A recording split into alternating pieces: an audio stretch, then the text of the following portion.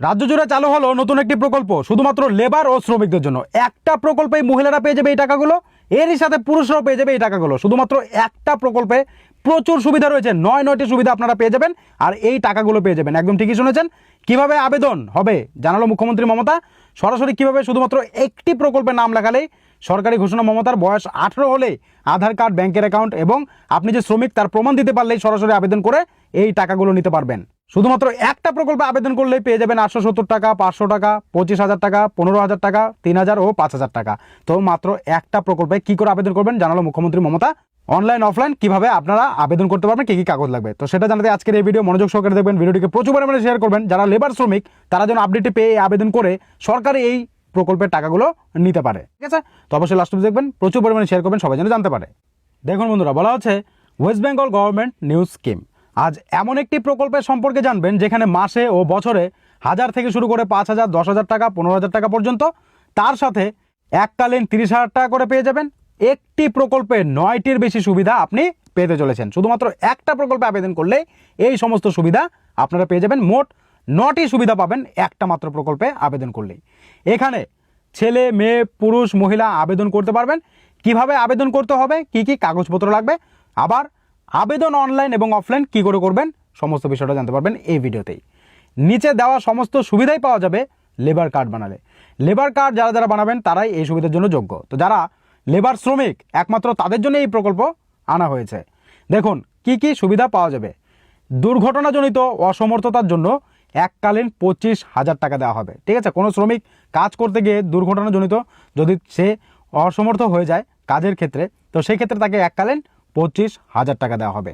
এর পাশাপাশি দুর্ঘটনাজনিত চিকিৎসা ভাতা দেওয়া হবে 1,000 টাকা থেকে 5,000 টাকা করে দেওয়া হয়। ঠিক আছে, মানে কোনো শ্রমিক কাজ করতে গিয়ে দুর্ঘটনা হয়েছে, তো সেই ক্ষেত্রে দেখা গেল যে তার অল্প কিছু ক্ষতি হয়েছে, তাহলে তাকে মাসে 1,000 টাকা করে দেবে। যদি বেশি ক্ষতি হয়ে থাকে তার, তাহলে মাসে 5,000 টাকা করে দেওয়া হবে। এরপর কর্মস্থলে কোনো শ্রমিকের কোনো দুর্ঘটনা হয়ে গেল, ঠিক আছে, তো সেই ক্ষেত্রে তার তো চিকিৎসা দরকার।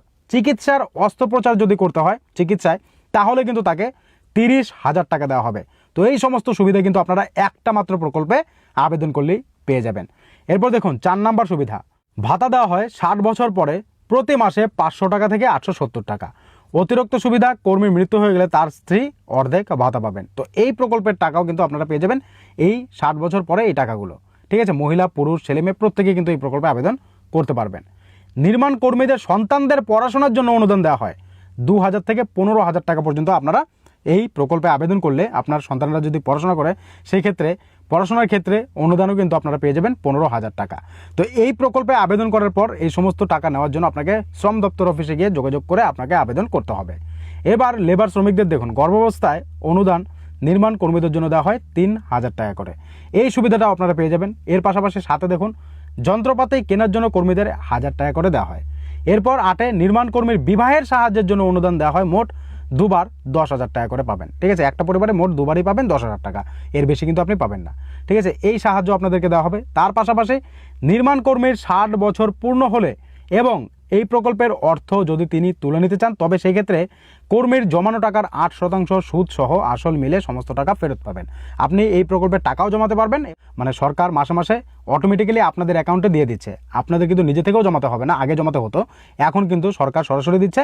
সেই টাকায় আপনার যখন 60 বছর বয়স হয়ে যাবে, আপনি সরাসরি কিন্তু 8% সুদে সেই টাকা রিটার্ন পাবেন। তো এই ক্ষেত্রে এই প্রকল্পে যত তাড়াতাড়ি আবেদন করবেন তত আপনার প্রফিট। ঠিক আছে, তো এবার কি করে আবেদন করবেন দেখুন। এই প্রকল্পে আবেদন অনলাইনে করা যাবে এই অফিসিয়াল ওয়েবসাইটে গিয়ে edistrict.wb.gov.in। ঠিক আছে, এই অফিসিয়াল ওয়েবসাইটে গিয়ে আপনারা আবেদন করতে পারবেন। লেবার কার্ডে কারা আবেদন করতে পারবেন? রাজ্য ও কেন্দ্র সরকার এই প্রকল্প তৈরি করেছেন। এই প্রকল্পের নাম নির্মাণ শ্রমিক প্রকল্প। তবে এই প্রকল্প লেবার কার্ড নামেও পরিচিত।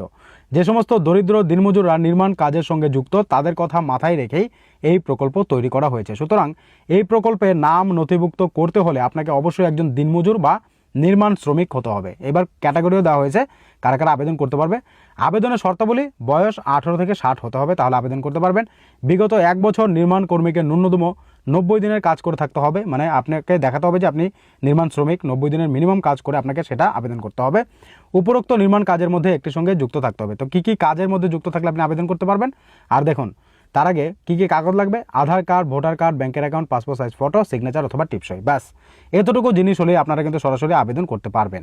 নির্মাণ কর্মী কারা দেখুন, সড়ক পথে যারা কাজ করে, রেল লাইনে যারা কাজ করে, ট্রাম লাইন, সেচ নিকাশি, বিমানবন্দরে কাজ করছেন, ভবন, রাজমিস্ত্রি, বন্যা নিয়ন্ত্রণ, টেলিভিশন, জল সরবরাহের ব্যবস্থাতে আপনি কাজ করেন, টেলিফোন টাওয়ার নির্মাণে কাজ করছেন, পাইপলাইনে আপনি লেবার শ্রমিক হিসেবে কাজ করছেন, জলাধারে কাজ করছেন, ইলেকট্রিকের তার লাগানোর কাজ করছেন আপনি, তেল ও গ্যাস স্থাপন ইত্যাদি, এই সমস্ত কাজের সঙ্গে যারা যুক্ত তারা এই প্রকল্পে আবেদন করতে পারবেন। বুঝতে পারছেন? এই সমস্ত কাজের সঙ্গে যদি আপনি যুক্ত হয়ে থাকেন, এক কথায় লেবার শ্রমিক যদি হয়ে থাকেন, তাহলেই এই প্রকল্পে আবেদন করে এই সমস্ত সুবিধা একটা প্রকল্পেই নিতে পারবেন। তো বুঝতে পারছেন কী করে আবেদন করবেন? এই ডিস্ট্রিক্ট অফিসিয়াল ওয়েবসাইটে গিয়ে আপনারা সরাসরি আবেদন করতে পারবেন এবং এই সমস্ত সুবিধার জন্য তারপরে কিন্তু আপনাকে সরাসরি গিয়ে কোথায় যোগাযোগ করতে হবে? শ্রম দপ্তর অফিসে। তো এই নিয়ে যদি আপনারা যে আমরা কী করে আবেদন করবো একটা ফুল ভিডিও বানিয়ে দিন ফর্ম ফিল আপের, তাহলে আপনারা কমেন্ট করবেন, আপনার জন্য ফর্ম ফিল আপ কী করে করবেন সেটার একটা ভিডিও বানিয়ে দেবো।